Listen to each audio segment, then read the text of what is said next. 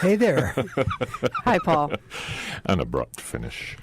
Why did I do that? Officially, it's afternoon. That's it. It is afternoon, and we are Let's Talk Call-In Radio. Let's Talk, getting to the root causes of issues that affect us all. How about that? Very good, Paul. This on-the-air community forum believes your voice matters and welcomes all thoughts and views without judgment. Please join today's conversation by calling 415-663-8492. In the studio today, Shelley Rugg. Hello there. Good morning. Stephen Hurwitz. Hi there, fans. And I'm Paul Riffel. So this is a call-in show. We want all our listeners to call in today. And when you do call in, you'll hear a little noise as I put you in the system. Please hang on until you hear me say you're on the air. Then give us a first name of your choice. Turn down your radio, and please watch your language. And today we'll be talking partly about some delicate matters. So we'd like you to really watch your language. That would be great. Today we're talking about Choice. The right to choose. Freedom of choice. Right to choose. So everything. I think we're widening it beyond the abortion debate because, oh, man. That's right. You just want to. We talked about that already, I think. We did. Can't talk about it enough, I think. 40 years we've been talking about it. Anyway, we're talking about the right to choose. What choices are rights, and what is freedom of choice? Do we have freedom of choice? Are we okay choosing for ourselves? Are we? What? I don't know. It's a wide-ranging topic. Yeah. Do we even choose? Do we even choose? Hey, if you believe in God. You know, he's pulling the strings. Do we choose? No. A determinist. Well, and we're going to have a special guest today. And we're going to have a special guest. In fact, I believe she's on the line. We're talking with Grace Marie. Hi, Grace. Are you there? Hi, I am here. Excellent. Thanks Hi, for Grace. calling in, Grace. Thank you, Shelley. Yeah, this is exciting. So we want to really talk about the depth and breadth of freedom of choice. Yes. In all aspects. Big, juicy topic. And how about filling us in with some background on yourself? So I am the goddess of Los Angeles. I'm a writer, I'm an artist, I'm an activist, and I'm also a sex worker, and I'm also a mother. I'm really, really big on choice, so I think that's why I was asked to call in and be a guest on the show. Yes. I've made a lot of choices for myself and for my son that are kind of unusual, but I really am grateful that I had the chance to make those choices. And as we see our choices being sort of chipped away at, it's important to examine that and that process, and I think that it's important to talk about it and how access is used, as a point of leverage to sort of negate choice. How what's used? I'm sorry, I missed it. Access, I think it's really, the topic of choice is really broad and really deep, but I think the question is, does choice need to be sacrificed, to exist within society? Mm-hmm. And I think that, in most societies, the answer is yes, and I think that democratic societies are supposed to be the exception to that rule. But more and more we're seeing that, our democracy is being kind of trampled on. I think Shelley mentioned gerrymandering in her post. Oh, yeah, Paul wrote that post. Oh, Paul wrote that post. Okay, yeah. And just the idea of choice and, do we really have it, or do we just have this illusion of choice? And then, how is our access to community services and to, privileges leveraged against us when it comes to choice? Yeah. And it's an interesting thing about the freedom of choice is I've seen it written somewhere that freedom of choice is a human right. But it's an interesting line between the rights that we have to choose certain things and the rights that are being taken or have been taken away already. Sometimes for good reason. Who knows? I don't know. And the interesting question is, who is drawing the lines? Who's drawing the acceptability frontiers? I think it's changing all the time. I don't think it's. I think in the past it might have been more inflexible, but I think these days it just really depends on who your community is. Well, unless it's through the federal government. Well, I mean, LGBT people were never even permitted to recognize the choices that they made. True. I mean, that's certainly changing. In fact, the show that was on before us just now was all about the transgender acceptability that's happening and how to talk about that now. I mean, there's a huge shift in. Well, and it's interesting that some people are willing to be kind to other people. Some people are willing to care, and other people just don't want to. they don't want to have to care about other people. Right. Yeah. And but when you decide not to care about a group of people having their choices taken away, like if you decide not to care about young women having their right to choose taken away, I mean, eventually those rights that are being chipped away are going to come for you. Good point. Unless you're at the tippy top, these changes will affect you. A lot of people didn't get upset over some bills that were passed last year called FOSTA and FESTA because they thought, well, those are only going to affect sex workers. But actually, those bills affect a lot more people than just sex workers. It affects startups. It affects a lot of people who use the Internet. And so I think that, deciding not to care because, that's not my problem or that's not going to affect me is just a really, ill-informed way of living your life because it will eventually affect you, especially if you're talking about choices that are coming from the federal government that affect choice. Yeah. I don't know if you guys know this, but in China there's a thing called a social score. And they've done something where they've made obedience, incentivized. So... Right. I wouldn't doubt it. Around, you get if you're caught jaywalking because they have cameras everywhere. They use facial recognition technology with impunity, and every little infraction, such as jaywalking or whatever, it goes against your social score. So that then they leverage that, right? So they leverage your social score, meaning, well, if your social score is this low, you can't get on a plane. But if it's only this low, then your kids might not have access to school.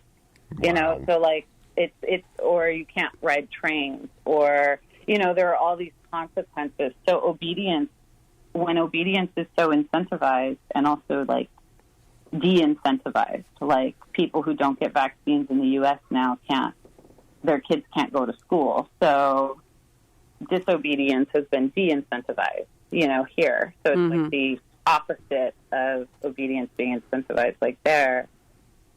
But everyone starts out, I think, with a perfect social score, and then it gets chipped away at. But it's it brings up the question,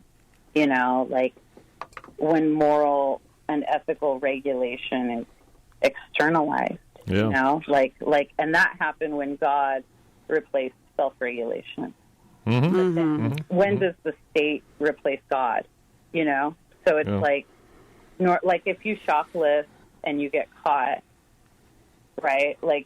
That's a choice you made and there's a consequence. But the consequence used to be kind of internal. It was I got caught, that felt bad, whatever. I'm not going to do that anymore. You mentioned, I'm sorry. Go ahead. Yeah, let her finish her point. What was? Oh no, I just think it's interesting when that sort of moral and ethical regulation becomes externalized. It's interesting when it's externalized to God, and then it's interesting when it's externalized to the state rather than just being your own moral, ethical compass. Yeah.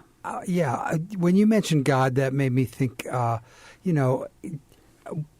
people think of God and religion. There's a determinist factor in that, is that, God really, all things, if you have an omniscient and omnipresent deity, then that there is a reduction in your ability to choose based on the fact that really your choices have been predetermined. And I think that the big folks on choice are the libertarians, and they strongly reject this notion of determinization. And I'm just, it sounds, your point of view, it sounds very libertarian. I'd put you into that category in a sense. Oh, wow. Interesting. Yeah.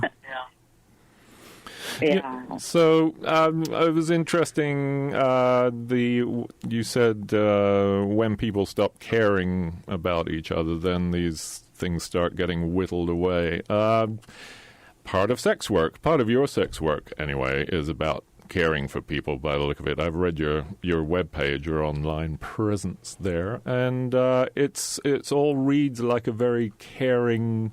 Even though it's sort of bondage and dominance and submission, you're actually catering to people who need that in their lives, and you're doing it in a caring way. Thank you. Yes, I have managed to do that in a caring way, and it's just, I've always worked with people who have special needs, and that's what I tell people. I used to work for the school district, and I worked there for 10 years with special ed students. And I think that some people have special sexual needs, and those aren't really met in the mainstream. And so, therefore, a lot of people will, go to a sex worker, a professional who has safe, clean equipment, and, they can go into a safe space. And it's funny that choice is on the line right now. Like a lot of people are talking about sex work being decriminalized, like within the next 5 years or so, and what that might look like. And I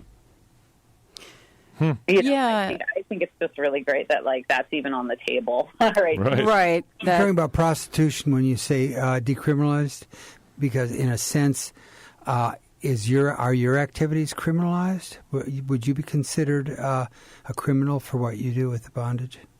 Yeah, I would say that, I'm not a criminal for what I do, but I could be considered a criminal for something I say. So nobody gets busted for prostitution.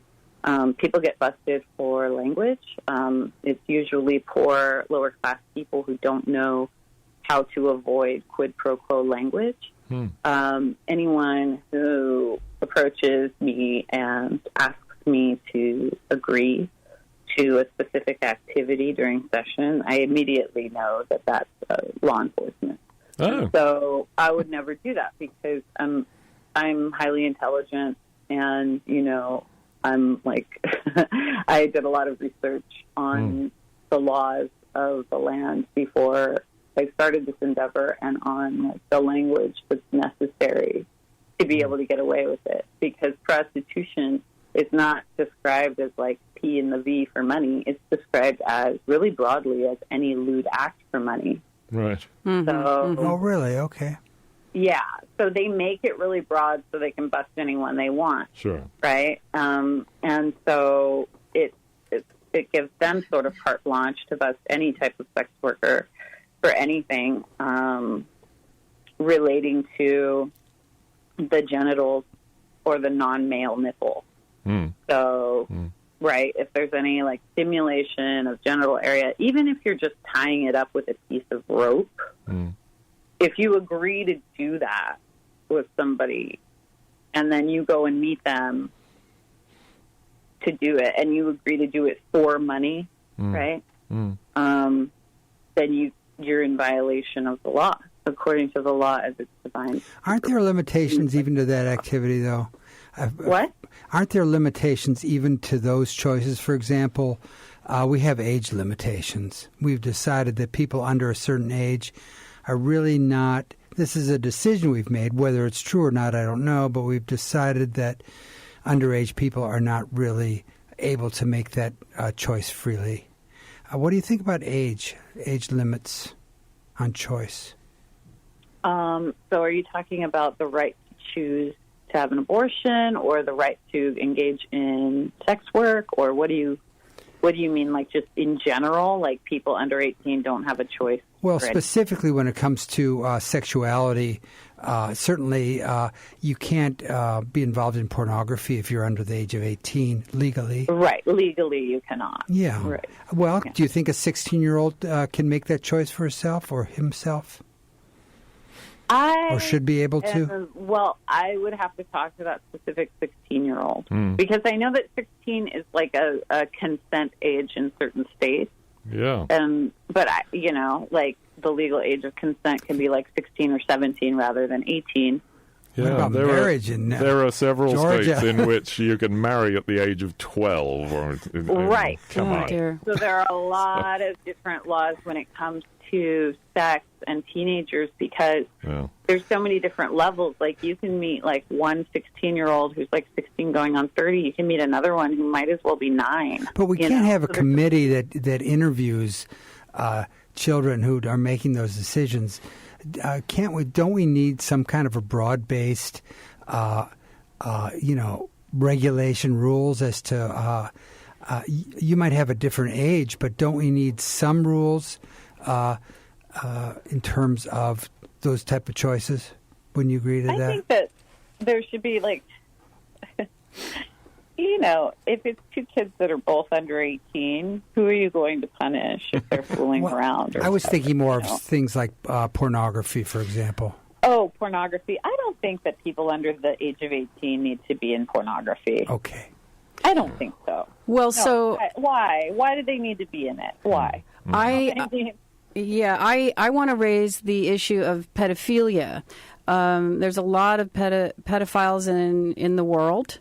Yeah. And I would imagine, in a little bit that I've heard or read, that there are some who really feel that that's right for them, that that's something they need in their life. But I guess I feel like the child that they're engaging with loses their right to choose. Mm-hmm. Yeah. Right? So... it can be very damaging. And also... what we know about our early sexual experiences, like there was this study done on rats where the male rats were wearing these vests during their first ejaculation, and then they couldn't copulate without the vest on because they associated it. Like Pavlov's the bell. They associated the ejaculation with the vest. So the researchers noted this, and it's like your early sexual experiences are flashbulb memories that shape you for life. No child should have to go through victimization because of somebody's, quote-unquote fetish. And I hate when people call pedophilia a fetish. It's really not, because it's like, yes, all fetishes are naturally occurring, including that one, but that one damages people for their entire lives. Like there was a Dutch girl who was recently euthanized because she was molested as a child and raped. And she was legally euthanized because she couldn't move on with her life. And that's the devastation of pedophilia. And so... Well, I think it was rape. I read that article today, actually, and I think she was raped. Yeah. Yeah, that's really not pedophilia. So the consequences are too much to say that, that's just their fetish. Right. Yeah, that's kind of how I feel, is that, that for me, that's the guidepost, that's the line in the sand, is what I choose, does it harm another? Right. Yeah. Have I caused harm? Yeah. And the answer is yes, then you need to stop. Well, what about exploitation, though? I think that, you talk about sex worker, but I think that defining people as quote-unquote workers, I think, okay, in some instances that's a apt definition, but I think there are times when that definition really is a code. It's a cover for exploitation. Who's being If you exploited? think someone is, I think that someone's saying that I'm a sex worker, then you think that they're really being exploited? Well, I think that fundamentally in pornography, and I'm not saying that pornography should be illegal, but I think fundamentally it's a situation of exploitation. Here's the thing that most people don't talk about when they pull the exploitation card. They don't talk about how Glad I pulled it. The minimum wage should be at about $33 an hour, and how that waitress over there is being exploited and sexually harassed, and she really doesn't like the work she does, right? I'm not disagreeing with you there. Rescue the waitress or the dishwasher is getting paid like an abysmal minimum wage. Who's going to rescue them? If this was about exploitation, then we'd be talking across the board. Our entire country is being economically exploited. Well, I might agree with right. that, actually. Yeah, that's a super good point. It's like, I know a lot of waitresses who don't love their job, and they're totally getting exploited by the system because of where the minimum wage is set, because of how benefits work, because of whatever. I would call that relativizing it, though. I think there are. I think there are categories. I don't think someone who is involved in pornography is necessarily equivalent to somebody who's a bartender. Well, let's just say that this American idea of bartenders and servers is just an aberration. In Europe, people who work in restaurants and bars are professionals and they get paid. They're not dependent on tips. So, as Grace is saying, it's the system here that has created this whole underclass of people who We're slaves to the 1%. May not go on to actually want to be an actual professional waitress in their later waiter in their later life, which is a wonderful thing. The same goes for pornography. There are professional pornographers, and there are people. Nina Hartley. Nobody has pity for Nina Hartley. Who's Nina Hartley? I'm missing something. You know what I mean? She was in Boogie Nights, crossed over into cinema. She's a big porn star. Married to Ernest Green. They've both written books and go on book tours. They're great. She made a career choice, yeah. Nobody pities her. Everyone sees it as a career choice. Nobody sees it as, Nina Hartley's so exploited. I don't have a problem with her. Created a really powerful brand, and people respect it. And, crossing over into mainstream cinema in the 90s is kind of a big deal, for a porn star. And so people respect her. I respect her. There are thousands of women, though, who are involved in pornography. It's not just like it's a huge category of people. That's true. And a lot of them get raped on set by directors who tell them, this is normal. A lot of shit happens on set. A lot of shit happens. A lot of exploitation happens of humans in every job, in every profession. We just have to remind you of the language rule. We just had a slip. Yeah, that's okay. I apologize. Yeah. Thank you. So everybody, you're listening to Let's Talk, and we're talking about freedom of choice, and we'd love for you to call in and get in on the conversation. The number to call is 415-663-8492. In many respects, I think I'm more of a determinist, to put it in this libertarian language, and that is that we our choices are not necessarily all our own. They're determined by our our upbringing. Our peer group has a lot to do with the choices we made. Our religious affiliation is very strong in that. It's like it's not necessarily I'm making that choice. I've got there's been a lot of manipulation in my life by a lot of forces that led me to that choice.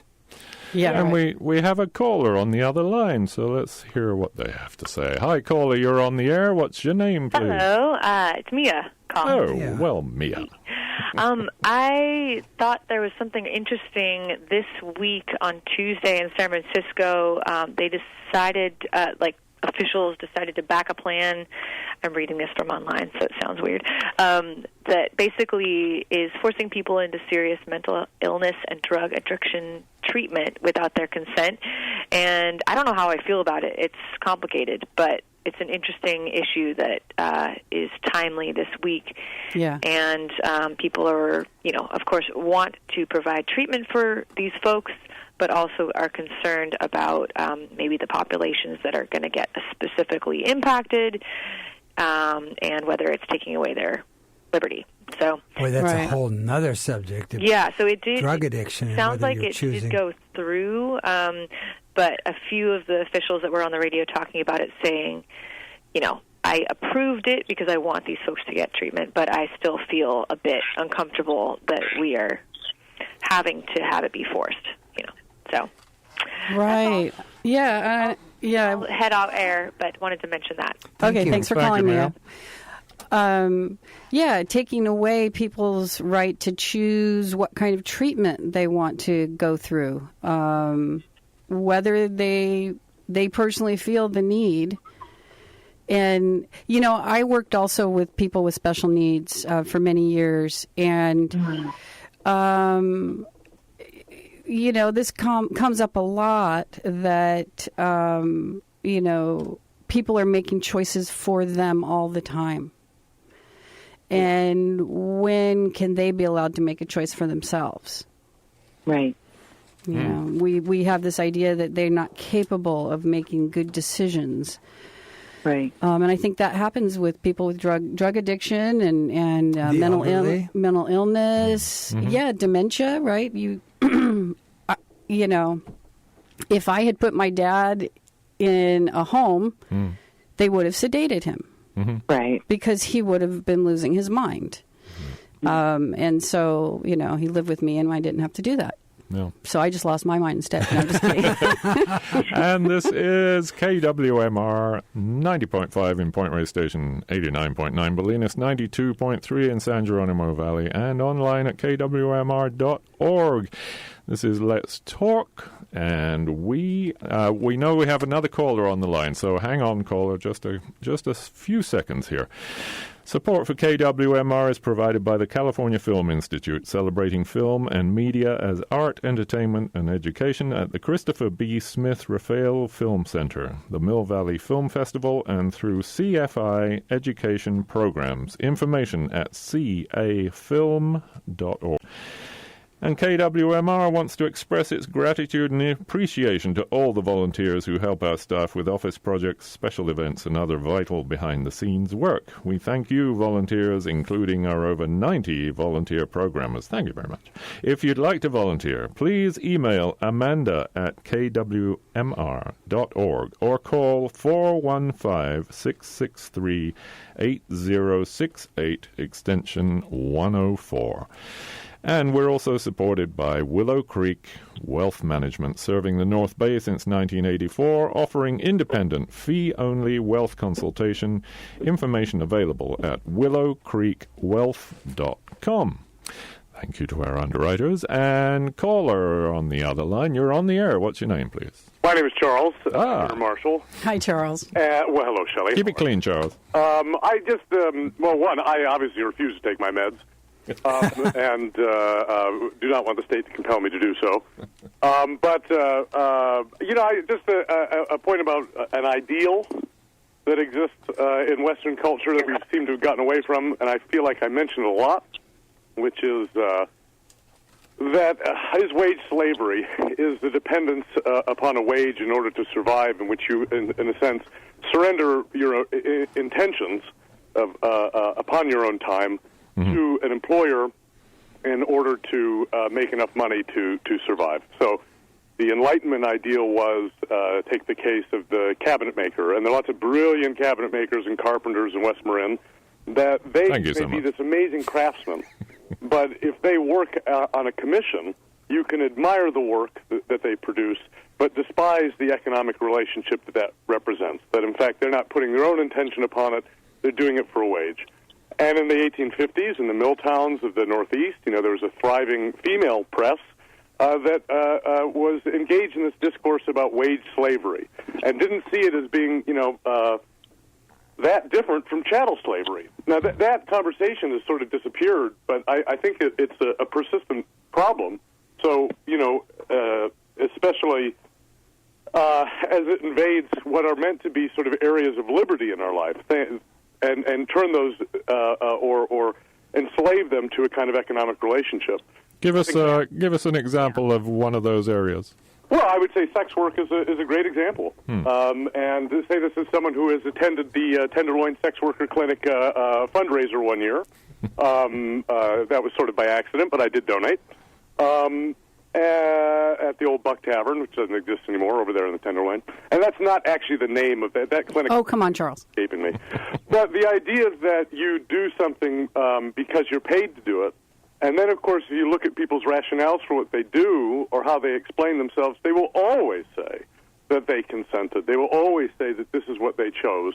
But if you could imagine an ideal world in which people wouldn't have to, again, sell their time, or sell their consciousness, or sell their intention, or surrender it to another, I wonder how many people would engage in sex work or indeed being waiters or waitresses. Well, I mean, that's suggesting that one can't enjoy the sex work or working in a restaurant. Well, again, I mean, I always thought it would be really fun to be a waitress. I never have been, but... add it to the list of all the things you have done. Right. I was a waiter for years, but and I love the idea of serving other people, and I think that we all have things that we find pleasurable. But I'm just saying that the Enlightenment ideal was any of those activities, whether it's serving other people, whether it's your sexuality, whatever it might be, is degraded by the idea that you experience these things because you have this, need to survive. What would you have us do, Charles? Well, then every job is degraded in capitalism. Right.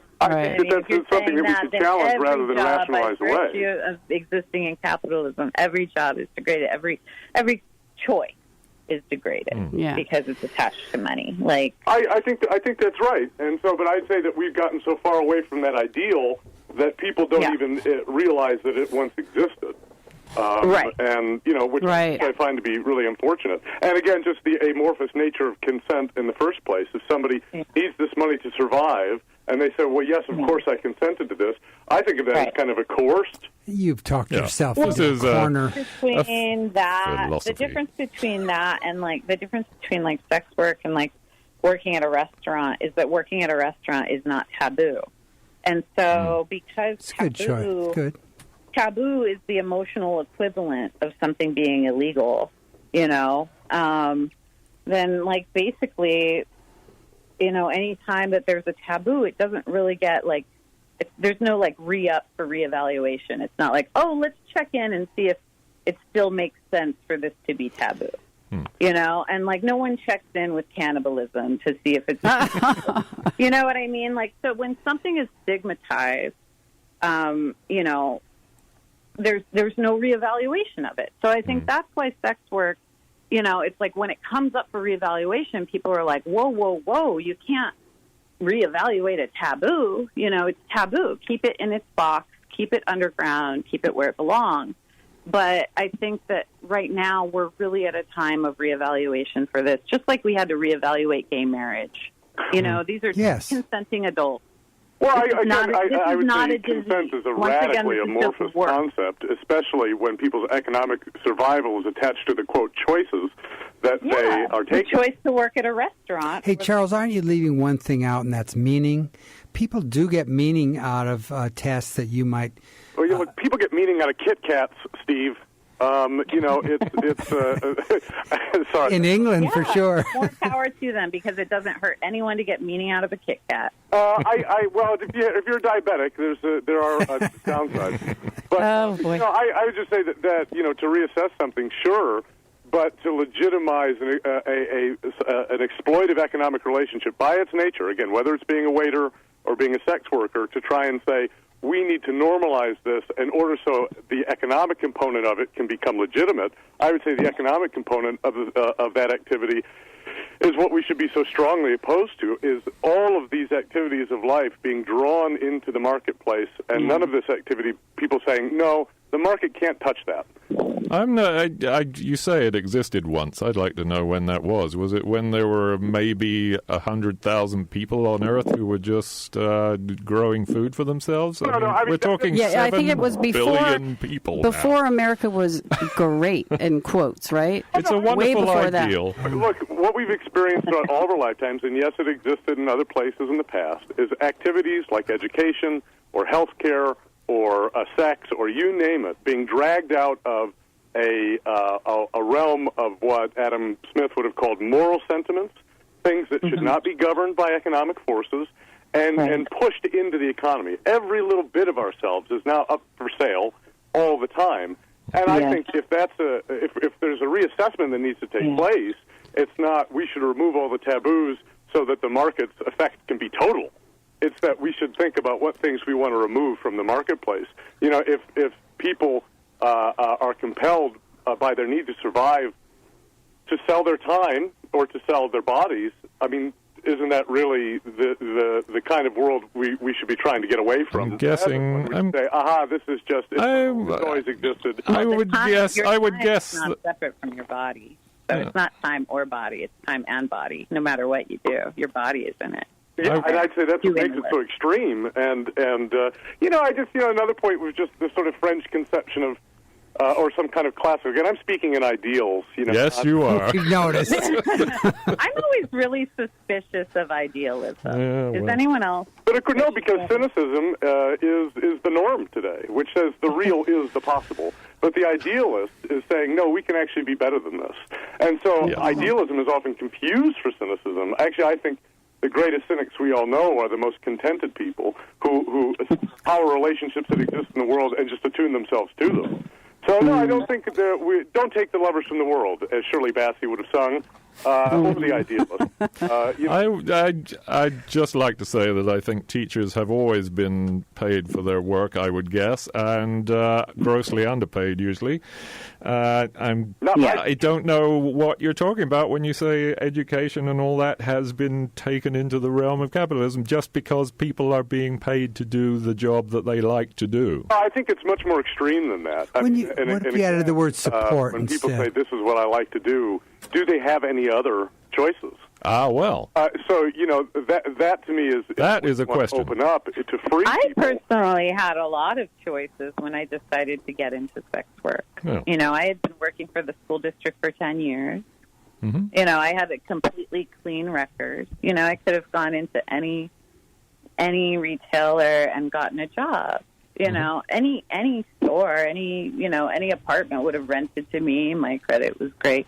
It wasn't like I was in this destitute situation, and I wasn't young either. I was like 29. Well, let me, I think if we have to look at individual stories. Well, you became a retailer of yourself rather than working at a store or a restaurant or a school. Right, and that's the same thing I'm doing as an artist, right? I don't see it as empowering. I'm making art and I'm selling it. Is the great debate here, and that's where, again, this question of what is the ideal comes into it. Which, and of course, everyone says whatever they're doing, it's what they chose to do. I mean, Well, I don't know, but if that's really true, there's plenty of people who are at jobs, and you can tell the minute you walk through the doorway and see their face that they don't love their job. I think that's true. And vice versa. And then there's people that do. We have a strong inclination to self-rationalize. Yes. If somebody confronts you with that, people will just say, well, look at all these other reasons that I'm doing it. Yeah. But, I'm saying that... You would have us all doing nothing. Are you arguing that all sex workers are just self-rationalizing, but they're actually really exploited? I would say the new condition we deal with now has become normalized. Again, to quote another philosopher I won't name, not to upset Paul Raffel, who doesn't like the citations, the old world was allo-exploitation that was external, and people, telling you what you could do with your body and telling you what you could do with your time and how you had to work and what jobs you could work. Perversely, we're in a new age in which we are auto-exploiters. All of the activities that we engage in now are sort of directed internally, and we become the exploiters of ourselves. So we were talking about choice. You're saying we have none. It's just the concept of the mechanization of the human, where your hobbies and your interests become in line with the capitalist machine and with the agenda, right? So it's like people really enjoy making YouTube videos, and that's their hobby. But that's in line with capitalism. It's in line with the machine right now. So it's like, someone can like something that's in line, with the agenda, and then they can have the illusion of choice, right? I think that's right, and so but if you like something that's not in line with it, I'm sorry.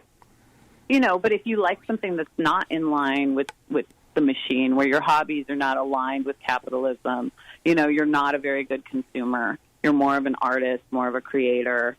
It's like then your choice to be an artist or whatever isn't really an economically viable one. No, that's right. And again, the test is always economic viability. Like, E.F. Schumacher would say, you can't damn anything in our culture by saying that it's unethical or it's immoral or it's a bad idea. You say it's uneconomical. Yes, you can. You make something economically unviable, and then you remove the choice because people have to survive capitalism. Well, I think that's the thing, that the fact is, we can talk about what it used to be and what we wish it would change into, but the reality that we're dealing with today is that we need to pay our rent, and we need to use money to buy food and cigarettes, pay for our phones, our internet. Sally, but that kind of grim, narrow sort of conception of what life is, I think, is really not thick. Well, so I'm sorry that you see it that way, but I very purposefully went through my life choosing to find work that I enjoyed. And if I ever was in a job that I didn't enjoy, I knew that I was going to leave that job as soon as I noticed.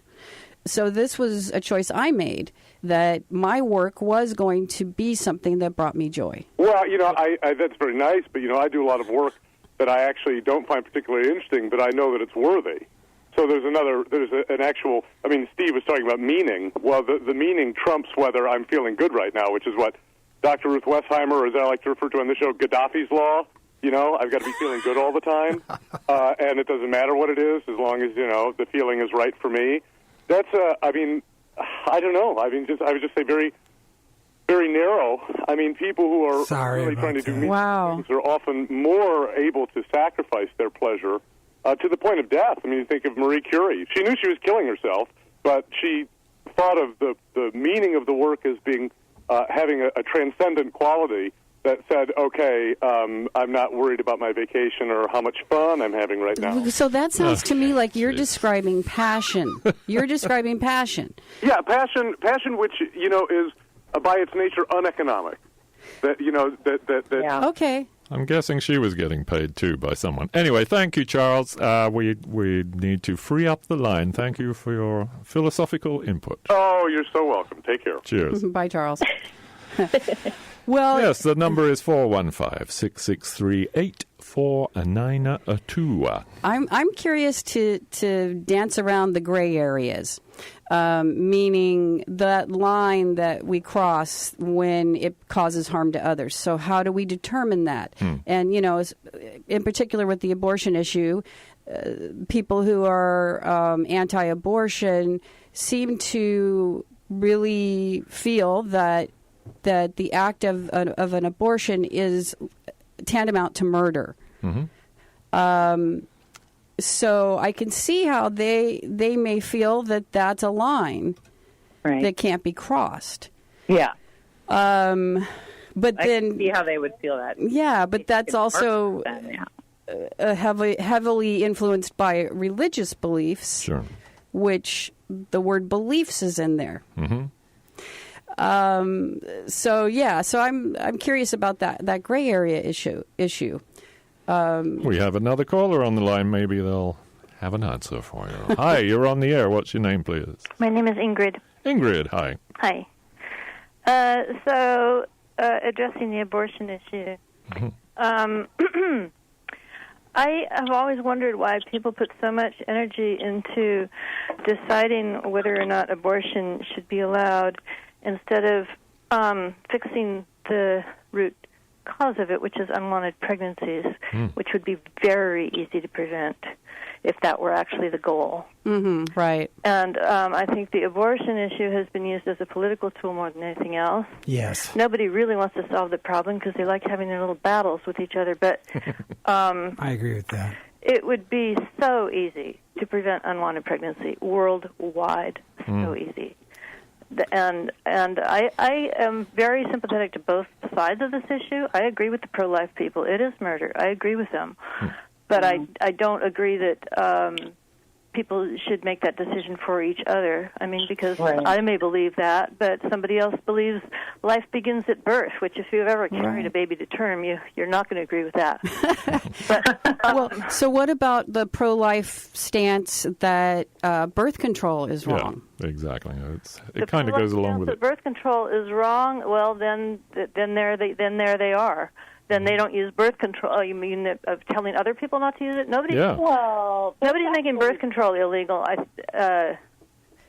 It's usually the people who are well, they're getting rid of Planned Parenthood. Anti-abortion. They're also getting rid of Planned Parenthood. Well, which is you a great mentioned place that, but most of their sorry. Carry on. No. Okay, well, I was just going to say that most of what Planned Parenthood does is prevention of pregnancy. Right. It's in the name. They do abortions also. That's why they get targeted for that. I don't think they're getting targeted.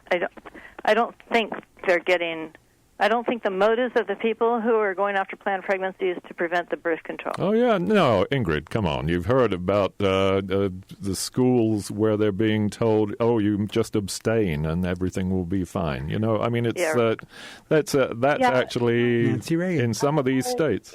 Yeah, this abstinence culture is really, really hurtful because what we need to do is take back the speculum, Ingrid, and for people who are into no birth control, you know what? It's really easy to track your cycle. There are only about 2 days out of the month that a woman can get pregnant. But, a man, there are 2 days out of the month. If we just take back the speculum and we track our own cycles, then birth control is possible at any level of access to medicine. But that education isn't available because they are teaching abstinence in schools. Well, it's also, I don't think it's correct because there may be only 2 days when you ovulate, but I personally got pregnant twice using that method, and once was like so early in the cycle, I know I wasn't ovulating yet, but I came to believe that those little sperm have a very long shelf life. They do. They can stick around for several days. They hang around and they're in wait. So it's not just 2 days. I mean, so when I announced my pregnancy to a friend, he said, there's a word for people who use natural birth control. Mothers. Mothers. Yeah. Well, there's another side to this. I mean, that's true, but there are other ways to see. And, it's like I recently went to a workshop on Take Back the Speculum, and we all looked at our cervixes, and we all, talked about the different types of, like, vaginal mucus that indicates fertility and things like that. And I'm going on to learn how to perform an abortion because, God forbid, I'm going to have to perform one for someone one day. But, that's just my own education. That's my own process of feeling powerful when the government wants us to feel abject. So, that's just me. For me, I'm going to go learn as much as I can. And anyone else can do it any other way they want to, and they can accept what the authority tells them. But I'm going to go learn as much as I can so that I don't need the authority in my bedroom and in my, OB office or whatever. Yeah, I know, and there's another part of this too, talking about causing harm. On the one hand, we don't want to cause harm to the unborn fetus, but we're willing to cause harm to the mothers. Right. And that one is hard for me to understand. Well, it's God's will.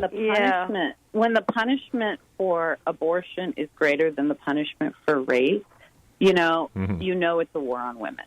And there's no denial of that. Like, if someone can get 99 years for an abortion and someone only gets 5 years for raping that woman and getting her pregnant, that's a problem. That is a problem. I actually have an answer to the other issue about preventing the pregnancies in the first place, which is never going to happen as long as men are in power. It's very, very simple. And my plan would be every boy, when he turns becomes, I don't know, like the rite of passage age, gets a reversible vasectomy. Excellent. And with a little valve that opens and closes. Yeah. I know this is possible. And when that boy grows up to be a man and is ready to have a child, you open the valve until he's had his 1 or 2 children, and then you close it again. Nobody would ever, I mean, like, what would be wrong with that? And I love the idea of putting some of the onus on men, right? Yeah. It's so ridiculous that we. Yeah, but now you're bordering on like eugenics and like all of, like it's like who gets the procedure, who doesn't. Everybody gets the procedure, and it's very easy to do. I mean, I got this idea when I witnessed a vasectomy once. I went, man, that was easy. Yeah. I mean, as opposed to like what I went through when they tied my tubes, which is not easy. No. It's very easy. It's all the my brother had external practically. It's very easy operation. And so if that was just like just like babies get circumcised routinely, you turn 12 years old, and here's your next little routine that you go through. Yeah. That would be so easy. It would be a so good easy. idea. If that was really the goal, to prevent abortions and to prevent unwanted pregnancies, it's very easy to do, but that's not the goal. Well, and then it comes back to the right to choose thing, like routine circumcision or routine sterilization, and bring that back to choice. Can a person who is like 1 day old choose to have his foreskin removed? No. and should he have it removed before he's able to articulate, I want this or I don't want this on my body? Exactly. Yeah, I think some people make the argument that it hurts worse when they're older, so let's do it when they're a baby and they won't remember. Nonsense. But yeah, it should be an outmoded practice at this point. I'm not advocating for circumcision. I didn't circumcise either of my sons. I'm just saying that is viewed as a routine thing that boys do. Right. And you could get rid of that, but you could substitute instead this routine thing where you're going to make sure you don't get anybody pregnant that doesn't want to be pregnant. Well, that's your job. Yeah, especially if they could end up in jail for it. Can a person today choose to have 6 children? I mean, the right to choose. Do we give a person, given where we are now, with, as Paul said, 7 billion people, are we supposed to give a person, a couple, the right to choose 10 children? I mean, should we have a limit on choice regarding how many children you can have? I think the way you deal with choice is not by legislating it so much, but by setting an example and setting that clear motives as to why we do things, the same way we teach children not to hit each other. I mean, you teach by example and you teach by reason, and if everybody modeled that, you only have 1 or 2 children because the world is overpopulated, and if everybody talked about that and made it clear that that's why they were doing that, I think people would be less inclined to have more children because they would feel that pressure from their peers. Mm-hmm. Right, the village.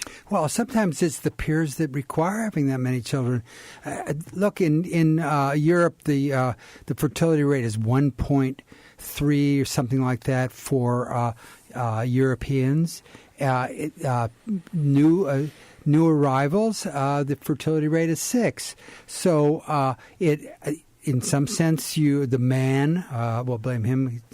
Certainly. Thank you. I think we're 100% responsible for all pregnancies except one, apparently. Right? He's not. He doesn't consider himself, or his peers don't consider him a real man if he limits the number of children. Yeah. Right, so the societal, common sense has to come into play rather than, but that's the whole issue of choice is like, you influence people to do the right thing. You don't force them. You influence them. Well, then that brings up the choice. Are they really making a choice? Yeah, I think that people are heavily, heavily influenced to vaccinate their children. And now and now the government is leveraging access to public schools as a way to make sure even the people who are thinking about it, or they want to delay the shots, or they want to go on their own schedule. Well, okay, you can do that. That's your quote-unquote choice.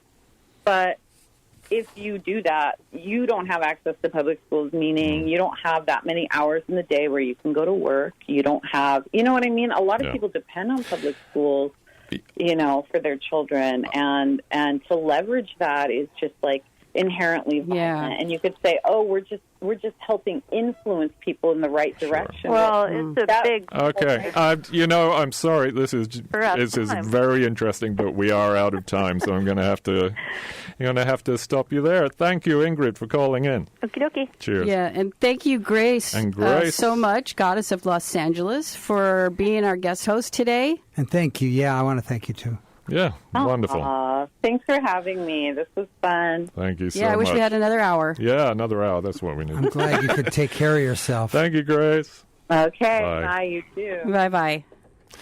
And that's it. This has been Let's Talk, and KWMR does not take a stand on any of the issues discussed on Let's Talk. Opinions expressed on this program are those of the hosts and callers and don't necessarily reflect the views of KWMR, its board of directors, underwriters, or members. We'll be back next week. Bye for now.